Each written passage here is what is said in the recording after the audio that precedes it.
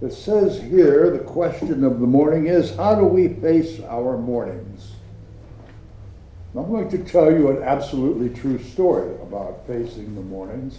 I wrote this either Friday or Saturday morning, that question. I thought that'd be a good opening question. And I didn't think about it much. I thought that's what I'll do early Sunday morning, is think about my opening question.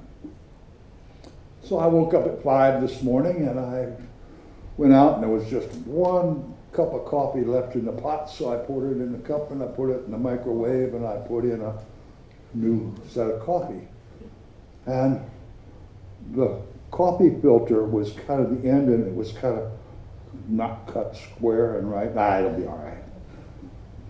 So I took my cup of coffee and I went to my office and I pondered this question: how do we deal with our mornings? And I thought about a lot of things I could talk about. And I went back out to the kitchen and the thing had done and stopped it up and it had overflowed and there were grounds and coffee all over the kitchen, dripping down the front. And I had to smile. Spirit is giving Patrick a test this morning to see if he's going to sell the stuff or is it real? And I smiled. And as I was mopping up with paper towels, hot, nasty, drippy all over everywhere, I got to laughing to the point I almost wet myself. It was hilarious. And what I wound up with, all of us have mornings like that. And they can wreck our day, or we can stand back and think and laugh. We have control. We have a choice how we start our day. Even when there's coffee grounds all over the sink, we can choose to just deal with it and go on and have a beautiful day. And it was rainy and nasty, and look at it now, it's a little windy, but it is going to be a beautiful day. And I refuse, like Vivian says, I refuse to let anything disturb the calm peace and joy in my soul. And so it is.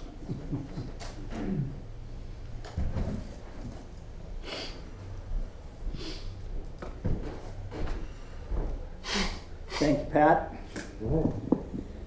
Well, my day started at 5 o'clock too.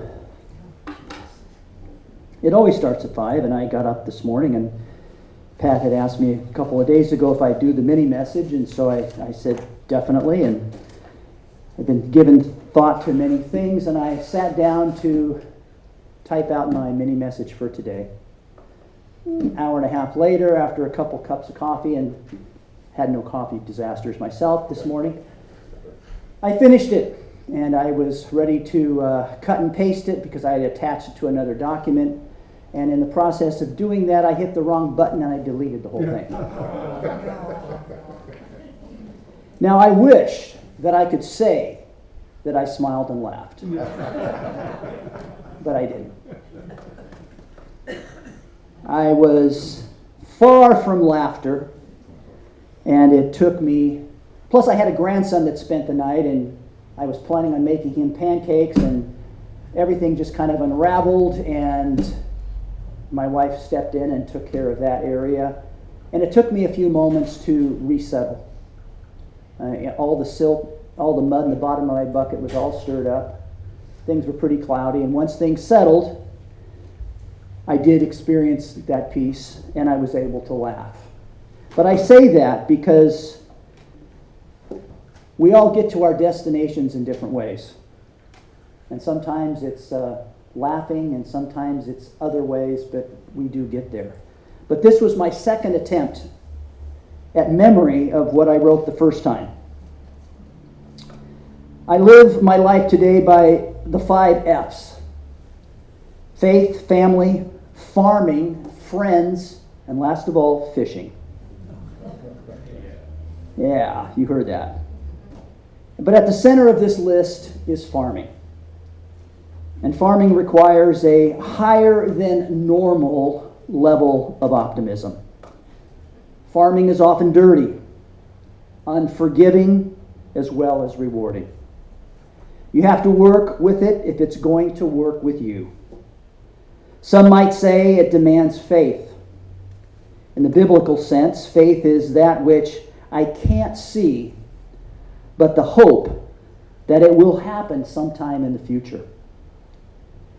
It may be surprising to some that the most intensive time in the garden is winter. It is a time of preparation. It's also an important time in the cycle for the ground to rest. That the seeds of the next season will be sustained on the compost of what has gone before. A vivid reminder that a garden, like life, is not static. It moves in cycles, and though nothing lasts, nothing is wasted. As much as I would wish for the abundance of August and the savor of the bounty of September, by October, it always begins to fade. Gardens, like people, also require tending. They need time, space, sometimes a little pruning, and times of rest. I have appreciated that Patrick often makes the point to remind us that we are a spiritual community. And when you think of yourself in that context, what comes to mind? You might think what you have, your values, important people, but rarely, and I probably speak more of myself here, rarely to never do we think of ourselves as spiritual. Much of our true self, who we really are, is hidden. And like a garden, being part of a spiritual community requires a different attitude, an awareness, a willingness to accept that we are not yet who we really are, that our hidden self does not show up all at once, that the unveiling, our spiritual transformation happens over time through many seasons. It's important to remember that regardless of age, the cycle of nature applies. Though we might be at different stages of the cycle, nothing lasts and nothing is wasted. As a farmer, March is a month of anticipation. The break will happen soon, when the bud opens and the leaf of a new cycle breaks forth. I hope that you allow yourself to take time to think of our spiritual community as a garden. If you want it to work for you, you must work with it. Make the effort to be aware, to give space, to be patient, and be consistent with the water of encouragement. In a couple of weeks, my wife and I will be visiting Holland. Every spring, tens of thousands come to visit the world-famous Keukenhof Gardens. Every year, the entire garden, which I did not know until I visited the first time, is completely torn out. Every bulb, every square inch of sod, and a new garden is imagined and designed. The bulbs are planted in 3 layers, so as the early blooms die off, new flowers open. And even before the last bulb tulip fades, the excitement and anticipation for the next season has already begun. We all have a part. We all have a place. Even though we all have different journeys, we all share a common purpose. Every part is important and nothing is wasted. Dick, thank you very much. And how true it is. And if you don't plant the seeds, nothing happens. Isn't that true? All right. Good morning. Anybody else have a great morning like Dick and I had? Okay. All right. I lost my music. He lost his music. Oh. You had ants in your cereal bowl. Protein, just.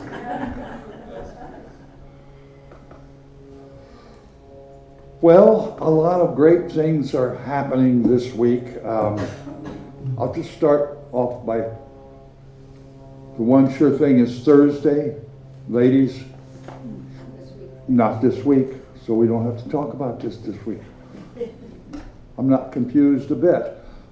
Today, though, we've talked about COTS and having the Kids First Family Shelter down on South Petaluma Boulevard. It was in the newsletter yesterday, 1500 Building B, South Petaluma Boulevard.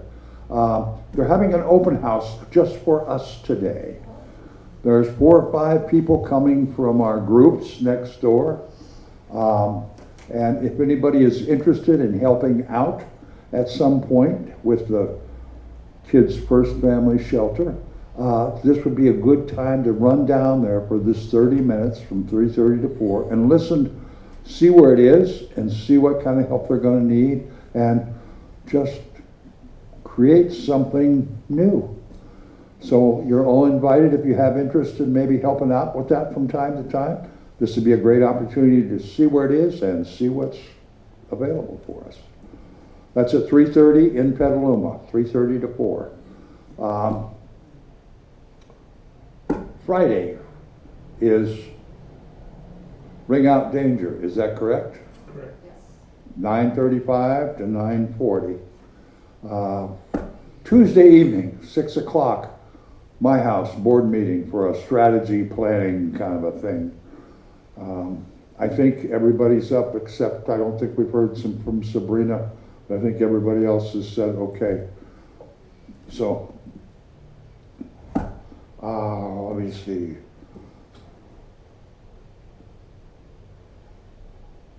The 15th, I think, I'm pretty sure, Saturday the 15th, 2 weeks from yesterday, we're having a work day from 9 until noon or whenever. And there's always something, rain or shine, there's always something to do. And so we're going to try to do that third Saturday every month. In May, it's not going to happen on the third Saturday because we've got a wedding going on. But most third Saturdays, we can do that for the whole year. So everybody can put it on their calendars and plan ahead and have a chance to come and be part of the joy that just keeps this place going. So, any other announcements? No? Okay.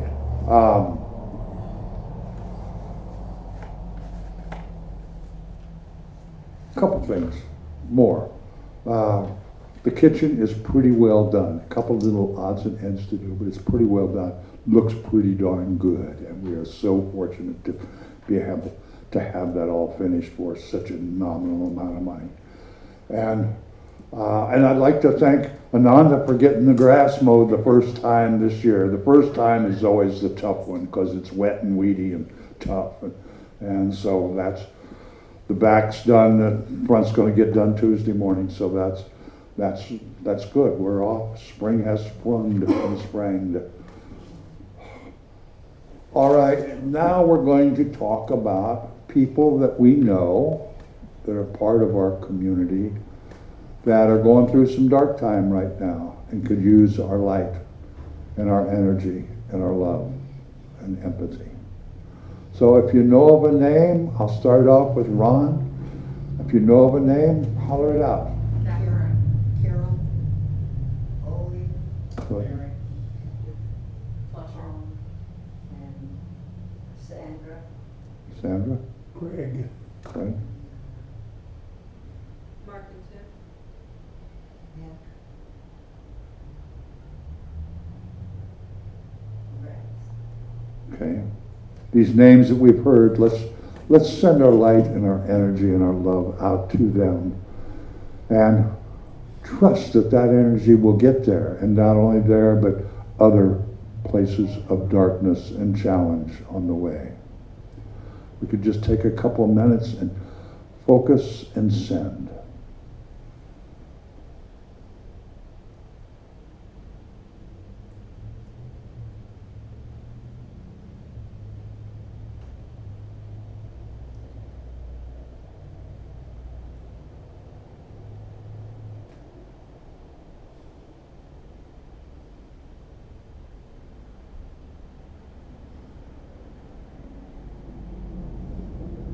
We direct our light of highest good to wherever it may be needed.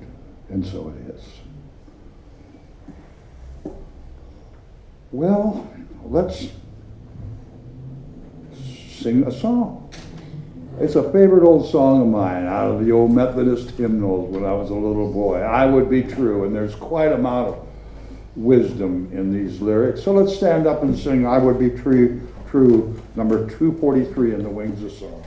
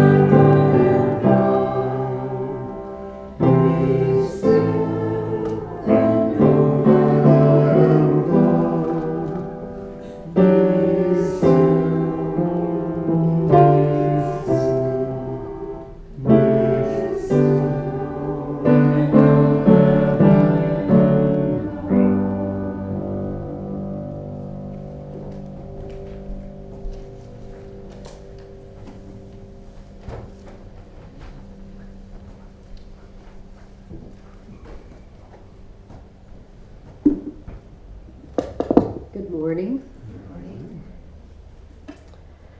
Neurologists have studied ways that we can reduce stress and calm ourselves.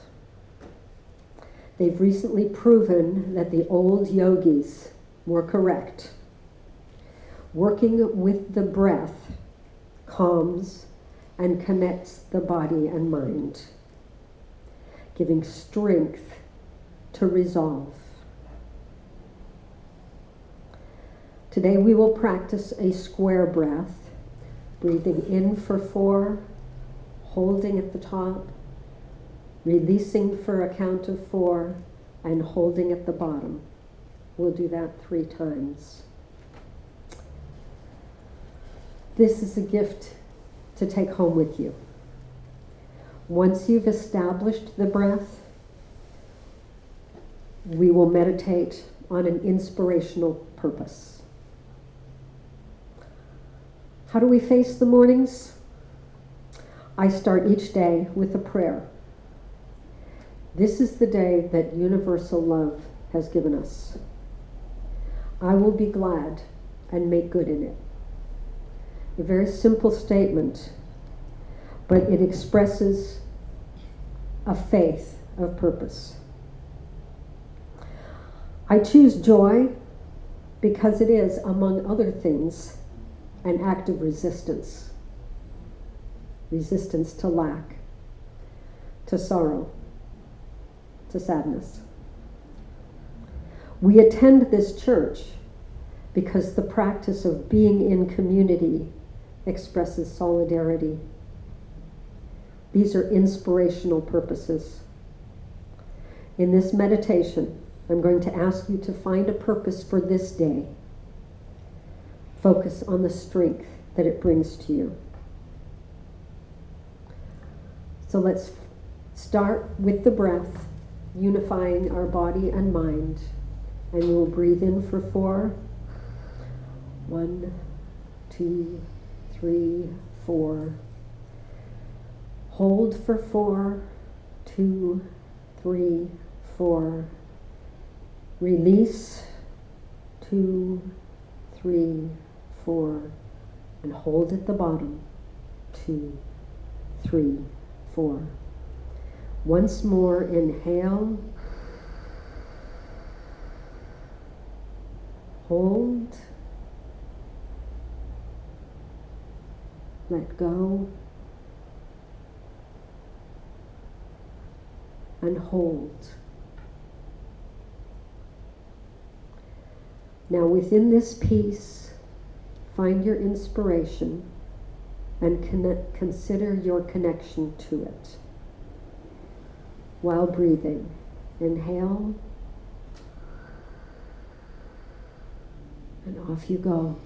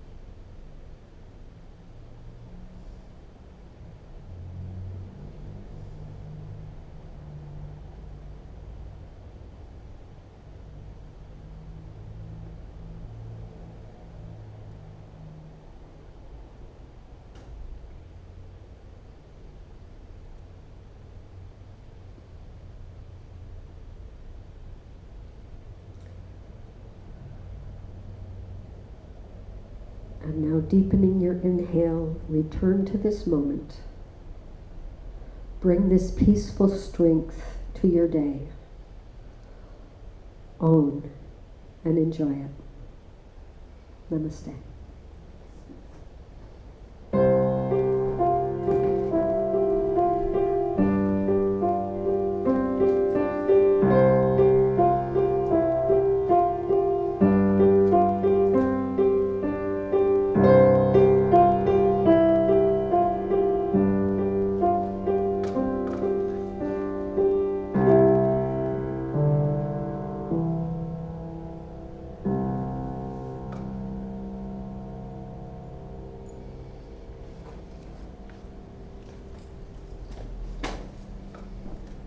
Thank you, Joy. Last week, after the service, I'll tell you who it was. It was Betty. She came up and she said, you know, you're always talking about this family we have and how we accept each other and we love each other and we care about each other and we help each other out. She said, but what about our other families that are different than that? She said, like really dysfunctional, like people we can't be in the same room with. And why don't you talk about that sometime?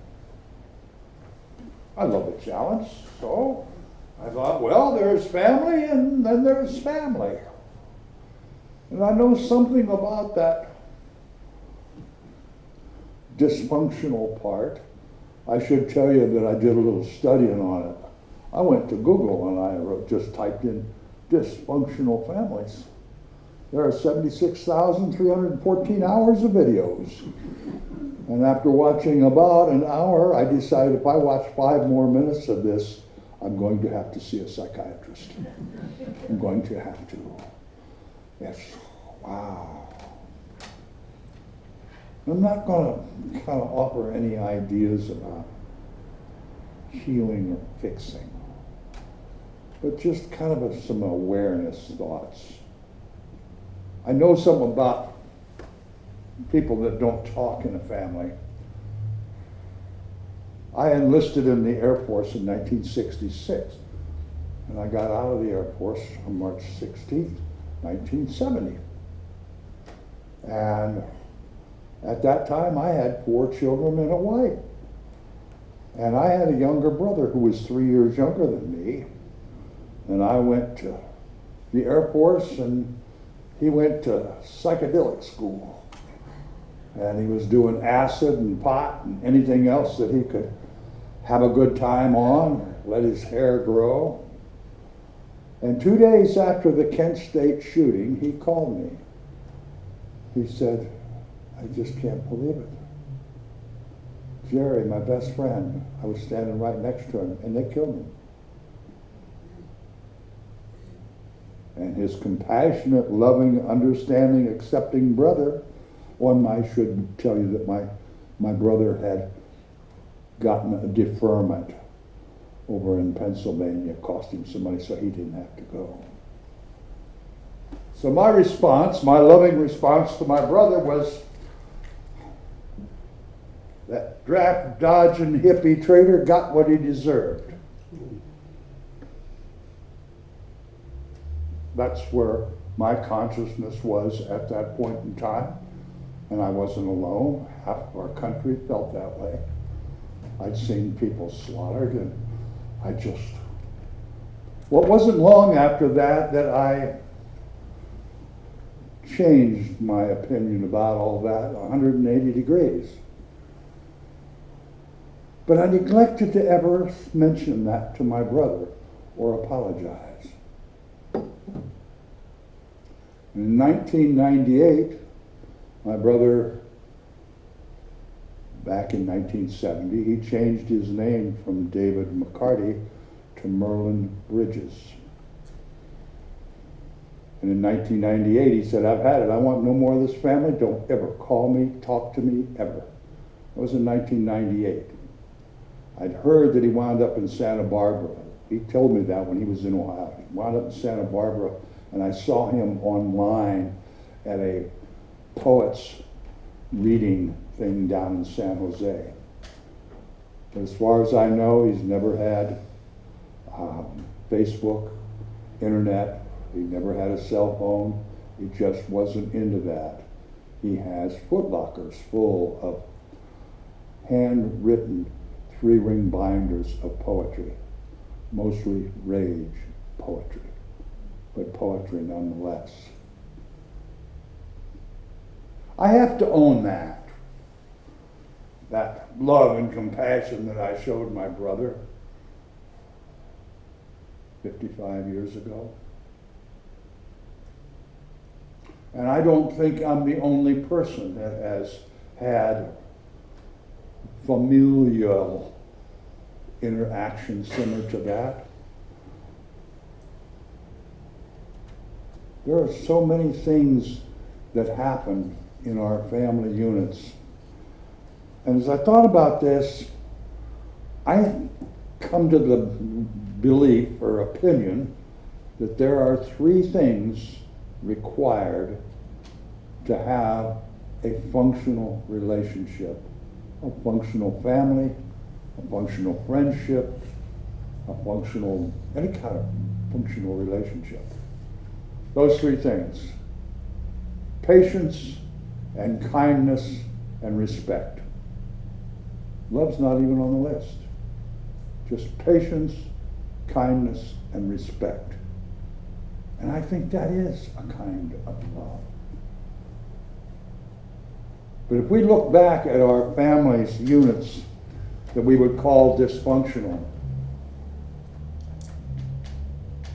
anytime someone acts out or things are said that can't really be taken back, and there's as many examples as our human beings, and as many examples as there are families. At least 1, probably 2, and most of the time 3 of these things did not exist in that relationship.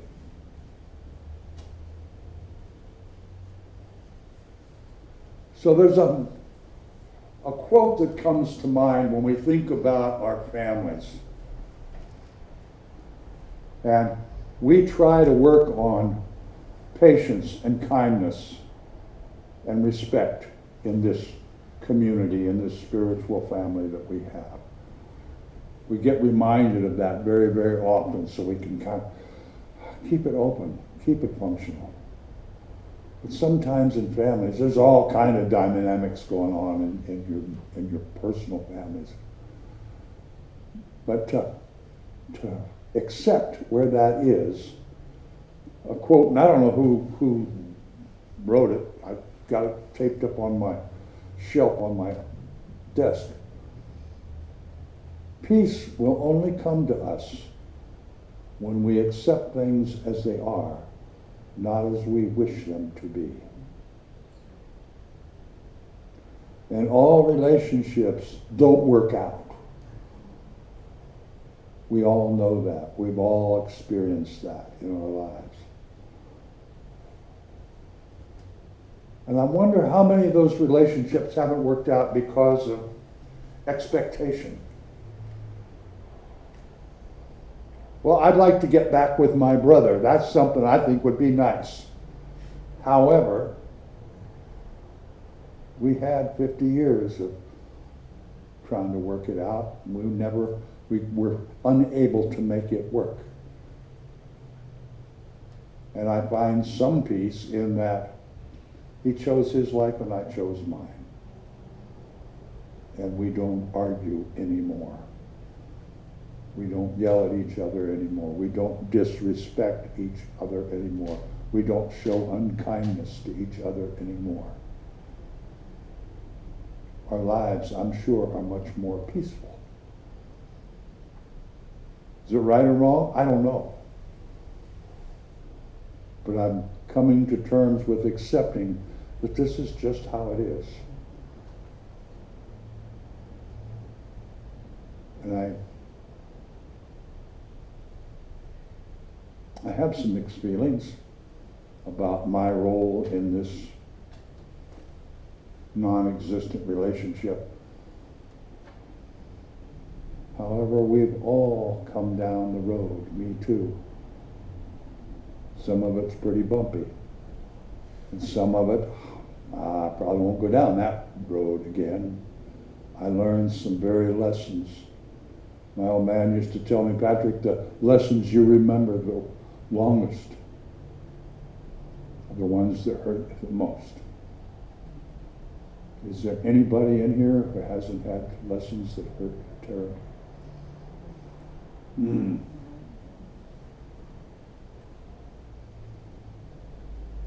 So, in these family units that we have that aren't filled with kindness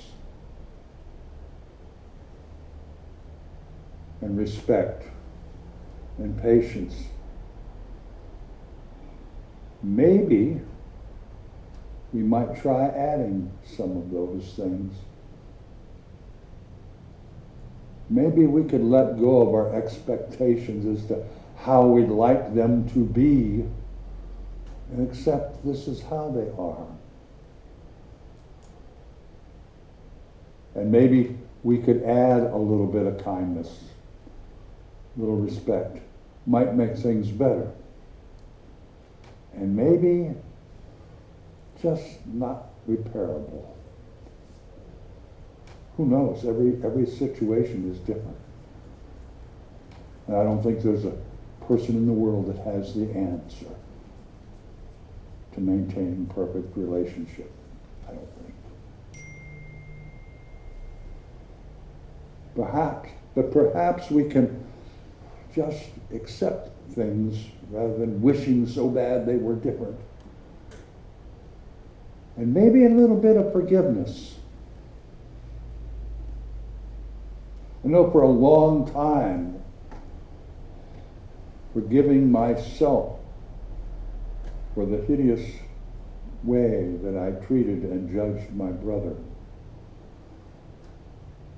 That was a hard thing. Very hard thing. And I don't think I'm the only one in the room that has had to work at self-forgiveness. And there's other people that have done some things that haven't really been that kind or considerate or respectful to us. We don't know what's going through their heart and soul at any given moment in time. Maybe they had coffee grounds all over their sink and they just weren't feeling very nice. But forgiveness never hurt anything. But we can remember that some things probably can't be fixed. We've all tried to repair relationships in the past. Some of them can't be fixed. But if we can release that sense of disappointment or hurt or guilt, whatever it is, and accept this is how it is, without the animosity, without the guilt, without the anger and hate, we might have a little more peace. And maybe those relationships that maybe they aren't totally destroyed, might be interesting to see what a little bit of patience and kindness and respect might do if we worked at it a bit in these relationships, in these families.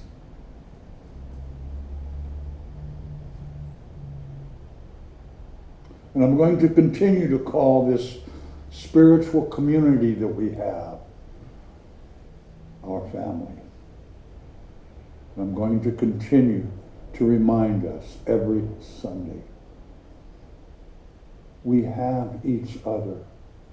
We are our greatest asset, each other. And it's our responsibility of being part of this family is to show our patience and our kindness and our respect. As long as we can focus on that, remember that, we will have a family relationship with this group of people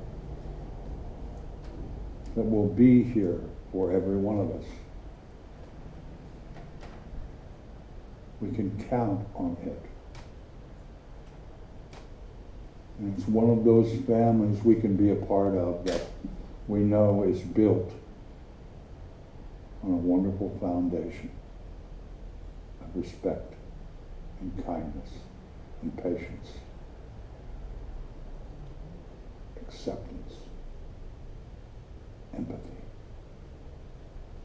caring, forgiveness. We have something very, very valuable here, my friends.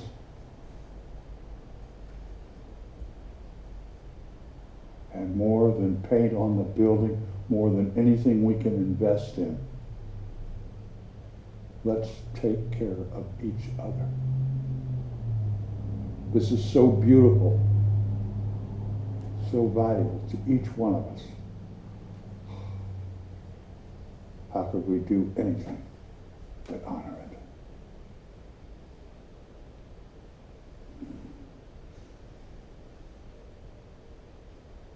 Let's breathe in, and like Joy said, let's think about this purpose that we have. We are members of this family. And we give and receive freely with each other. And let's just breathe that in. Savor how special that truly is.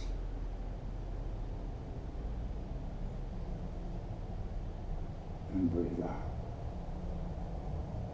knowing we are one. We are a family. And all of us are working at it and enjoying the benefits of it. And so it is. Let's sing together. Let there be peace on earth. And let that peace begin within us, knowing that we are we.